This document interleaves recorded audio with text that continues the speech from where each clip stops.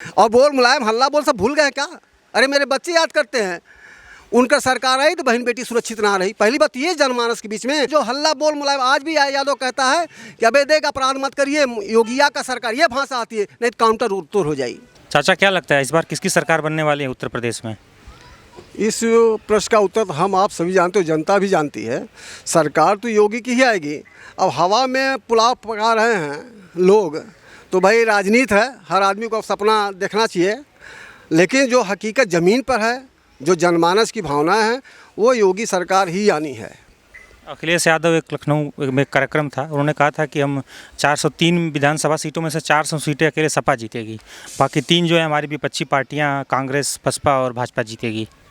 अब कहना तो कुछ भी कहा जा सकता है, लेकिन हकीकत ये है कि अगर छोटे ये जो मुलायम सिंह यादव बने हुए हैं आज की तारीख में, अखिलेश जी से अगर ये पूछा जाए 403 में जीरो कहाँ है, उनको ये नहीं मालूम। 403 अंक तो बहुत बड़ी बात है।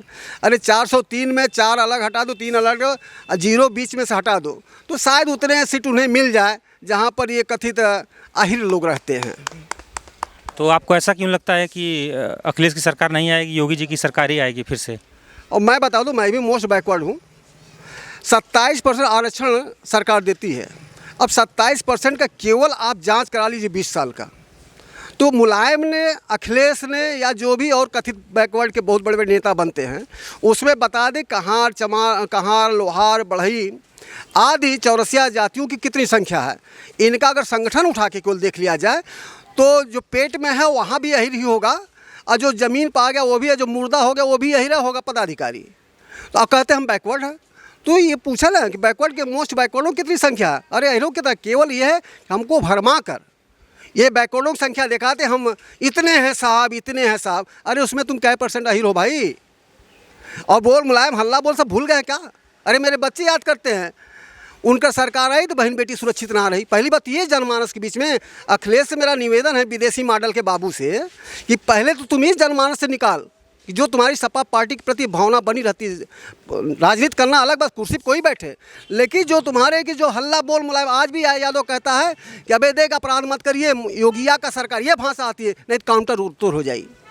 क्या अभी भी ये भावना है कि यदि हम मुलायम की सरकार आ जाती है, अखिलेश की सरकार आ जाती है, तो हम बोल मुलायम हल्ला बोल के पड़ोसी का मकान हड़प लगे और किसी बहन बेटी से जबरदस्ती शादी ब्याह करके किडनैप करके बेच देंगे? इसलिए संभव नहीं है। अब कुछ भी देख ले, राजनीति है, बोलते हैं लोग, 3 तिकड़म वाली बातें करते हैं, पैदाइशी इनके खून में है।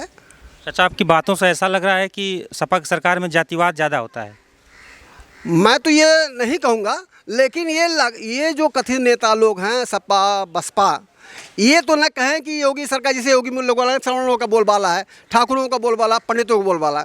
मैं कहता हूँ पता है, ये तो अभी आए हैं योगी जी, 20 साल से तो ये राजनीति किए, लेकिन इनके से सपा माने अहिर, बसपा माने चमार, बाकी कहाँ गए? जहन्नुम में गायब हो गए। अरे बना तो सबका समर्थन लेते हो। आज हम देखते हैं हमारी आदरणीय बहन जी मायावती जी ब्राह्मणों का सम्मेलन करा रही हैं, और उनका एक स्लोगन था स्टार्टिंग में, जिसकी जितनी संख्या भारी उसकी उतनी हिस्सेदारी, तिलक तराजू और तलवार, जूता मारो 4। अब बताइए, तो स्वार्थवादी है। अब वो ब्राह्मण भाइयों पर निवेदन करता है कि अपने 3 जो जनेऊ 3 धागा पहनते हैं, ब्रह्मा विष्णु महेश का, सतयुग रजोगुण तमोगुण का, उन पर निर्भर करता है कि वो अपना पहचाने, अपना मूल्यांकन करें कि हमको कहाँ रहना चाहिए, स्वार्थवादी व्यक्तियों के साथ, निस्वार्थ व्यक्तियों के साथ। पहला तो मूल इतना समझ लें कि योगी जी या मोदी जी कहीं बता दें अब तक कि उन्होंने 2-4 फ्लैट खरीद लिया हो। लेकिन इनका अगर देखा जाए तो आज भी कहीं होटल खुल रहा है, कहीं फार्म लिया जा रहा है, आखिर कहाँ से पैसे आ रहे हैं? तो मैं ये नहीं चाहता, मैं चाहता हूँ कि योगी जी है, और समाज चाहता है, मेरा व्यक्तिगत तो है ही है, समाज भी चाहता है कि योगी और मोदी की सरकार रहे, क्योंकि जो जनभावनाएँ हैं आज कोरोना काल में, कहते 5 किलो गेहूँ चावल दे के मोदी योगी तो हर को लूट ली हैं। सब क्या 10 साल तो होने जा रहा है, 5 साल योगी भी होने जा रहा है। कोई बता दे, इतना से रिक्शा खींचने वाला भी, ठेला चलाने वाला भी, बैलगाड़ी चलाने बता दे उसकी बैलगाड़ी किसी ने लेकर भाग गई हो। अरे बैलगाड़ी अगर रही हो तो वहाँ टेम्पो दे दिया गया होगा, रिक्शा चलाने उनके ऑटो रिक्शे दे दी गए। ये हुआ योगी मोदी सरकार में। लेकिन मुलायम और मायावती सरकार में हुआ, थोड़ी सी मायावती सरकार ठीक थी, लेकिन जब उन्होंने अतिशय कर दिया, SC ST सवर्णों पर लगाना, बैकवर्डों पर लगाना, सामान्य सी प्रक्रिया बन गई थी, जिसका परिणाम आज मायावती जी भोग रही है और आजीवन भोगती रहेंगी, जो अदर समाज के साथ उन्होंने अन्याय किया है। अब अखिलेश जी तो पूछिए मत। आपको क्या लग रहा है इस बार योगी सरकार आने वाली है? एकदम योगी जी आ रहे हैं, कोई दिक्कत नहीं है, कोई नानकू नहीं है, 110% आ रहे हैं। इतना कॉन्फिडेंस से आप कह रहे हैं? कॉन्फिडेंस इसलिए है कि सरकार का कार्यों को देख करके कॉन्फिडेंस आ रहा है, और ना ही इन लोगों के जो ने कार्य किया है उसका भी हम लोग को याद है कि 75 जिलों में 73 बीएसए यादव थे, सभी थाना अध्यक्ष यादव थे। आप जो है अपने घर के समाजवादी कहते हैं, समाजवादी का इनका ये है कि अगर जिस दिन इनके परिवार के 75 लोग हो जाएंगे इनके परिवार में, सारे जिला पंचायत अधिकारी इनके घर में रहेंगे। जिस प्रकार से आप इनको देखेंगे परिवार में जो आपकी राजनीतिक आयु संविधान ने निर्धारित कर रखा है 18 साल 25 साल, बस ये उसी का वेट कर रहे हैं। जैसे ही इनके घर का कोई बच्चा 18 साल का होगा वो संवैधानिक पद पे आके बैठ जाएगा, क्योंकि वो उस परिवार से था। तो क्या यही समाजवाद है? और अगर इनका परिवार 100 संख्या या 200 संख्या हो जाएगी तो आप देखिएगा सारे असेंबली में ये सारे यही टिकट पाएंगे और इन्हीं का परिवार रहेगा और यही समाजवाद रहेगा, और उसको परिवारवाद मानने को तैयार नहीं है। अच्छा, परिवारवाद भी इनका बड़ा अच्छा है। एक तो सारे लोगों को अपने टिकट दे करके संविधान बैठा देंगे, और झगड़ा भी करेंगे तो अपने चाचा का गला काट रहे हैं, अपने बाप पे नहीं विश्वास है, अपने पिताजी का माइक उन्होंने छीन लिया। चाचा को क्या कहा उसे कहने, आप मीडिया वाले हैं जानते हैं, दिखाए हैं कि क्या क्या किया गया। तो चाचा वहाँ बैठे हैं, पिताजी किस तरह से धृतराष्ट्र बन के बैठे हैं, उनको भी किनारे किया गया। और तमाम लोगों को आप देखेंगे, यहाँ तक कि आजम खान उनके बड़े नेता थे, पूछने नहीं जा रहे हैं। मेदांता और समाजवादी पार्टी का घर, अखिलेश यादव के परिवार के घर के बीच की दूरी हमको लग रहा है कि हम यही लखनऊ में रह रहे हैं, 2 से 2.5 किलोमीटर है, 2.5 किलोमीटर नहीं जा पा रहे हैं। इस तरह से वो अपने कार्यकर्ताओं का सम्मान करते हैं, क्योंकि वो उनके परिवार से बाहर के हैं। यह परिवारवाद है, एकदम परिवारवाद है। तो इसे ऐसे लोग नहीं आएंगे। कार्यकर्ता भी समझ रहा है कि यार हम मर रहे हैं, मिट रहे हैं। इतना आजम खान की उसमें सुपर सीएम कहे जाते थे। अखिलेश जी तो कह रहे हैं कि काम हमारे थे, फीता योगी जी काट रहे हैं। नहीं, फीता योगी जी काट रहे हैं ये आप कैसे कह सकते हैं? पूर्वांचल एक्सप्रेसवे पे फीता काटे, सबसे पहला उनका आया था इंटरव्यू कि पूर्वांचल एक्सप्रेसवे का फीता हमने बनवाया, हमने फीता ये काट रहे हैं। तो सर, आप कितना करोड़ की परियोजना थी, उसमें कितना करोड़ रुपया आपने दिया था ये बताइए।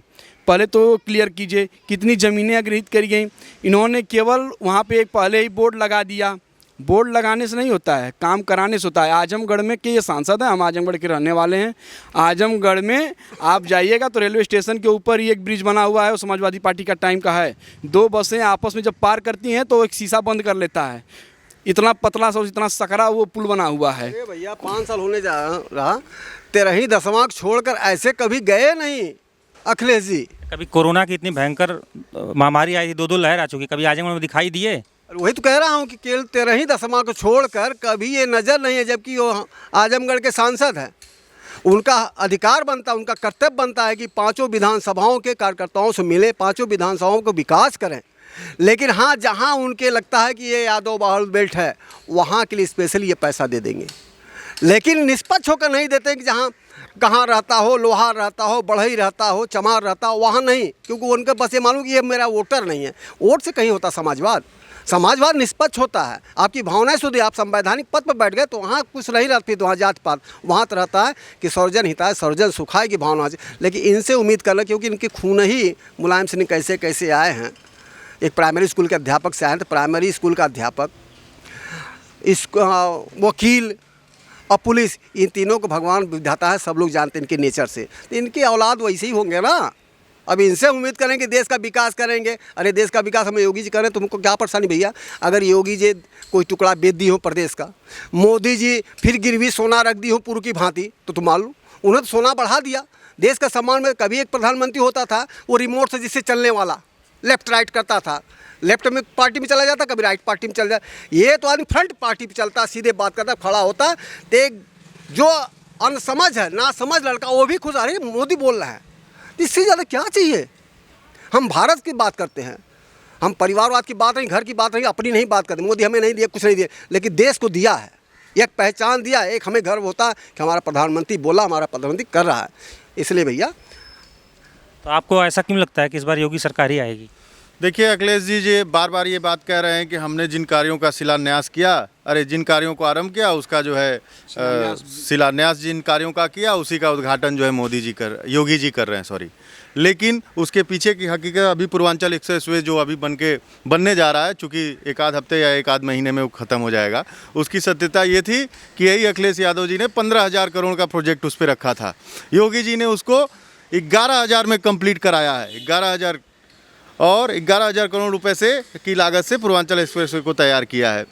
सत्यता ये थी कि ज़मीनें नहीं फाइनल थीं। योगी सरकार आई है तब जाके किसानों को ज़मीनों का पैसा दी है, तब जाके जो है पूर्वांचल एक्सप्रेसवे तैयार हुआ है। तो जो भी है ये हवा में बातें अखिलेश यादव पूर्व मुख्यमंत्री कर रहे हैं। ऐसा कोई कार्य नहीं है जो उन्होंने पूरा किया है, सारा अधूरा था जो कि योगी जी ने उसको अच्छे तरीके से कंप्लीट किया है।